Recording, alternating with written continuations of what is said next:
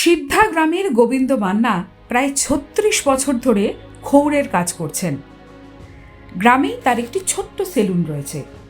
নেতাজির আদর্শে উদ্বুদ্ধ হয়ে তিনি সেলুনের নাম রেখেছেন নেতাজি সেলুন।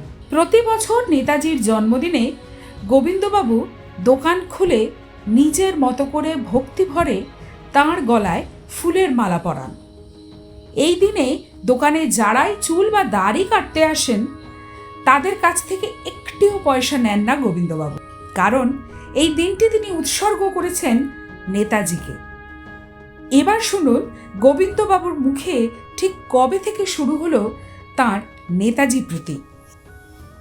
নেতাজি রাখলাম ছোটোবেলায় যখন কলকাতায় কাজ শিখতে যাই, সেখানে কাগজ পড়ে বা অনেক নেতাজি প্রেমী মানুষের সঙ্গে এসে আমার নেতাজির প্রতি খুব ভালোবাসা জন্মায়। সেই কারণেই তখন থেকেই চিন্তা করি যে কোনোদিন যদি দোকান করি নেতাজির নামেই দোকানের নাম রাখি।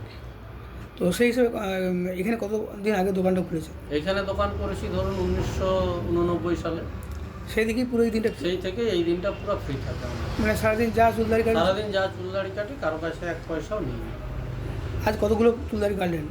আজ অনেকেরই কেটেছি, তবে অন্যান্য বছর যে ধরনের ভিড় হয়, আজকে তো আমাদের সরস্বতী পুজো পড়ে যাওয়ার জন্য অনেকটাই ভিড় কম, তো মোটামুটি অনেকজনই কেটে 50-এর উপরে কেটেছে। কারোর কাছে একটা পয়সা নেন না, একটাও পয়সা নিই না। মানে মূলত কি দিনটা উৎসর্গ করেন? হ্যাঁ, মূলত এটা আমি যে কাজটা করি, আমার শ্রমটা আমি নেতাজির নামেই উৎসর্গ করলাম। নেতাজির প্রতি গোবিন্দবাবুর গভীর এবং নিঃস্বার্থ শ্রদ্ধা সত্যি এক বিরল দৃষ্টান্ত। তার এই নীরব নিবেদনকে বহু মানুষ হৃদয় থেকে কুর্নিশ জানিয়েছেন। নেতাজির কণ্ঠে একদিন ধ্বনিত হয়েছিল, তোমরা আমাকে রক্ত দাও, আমি তোমাদের স্বাধীনতা দেব।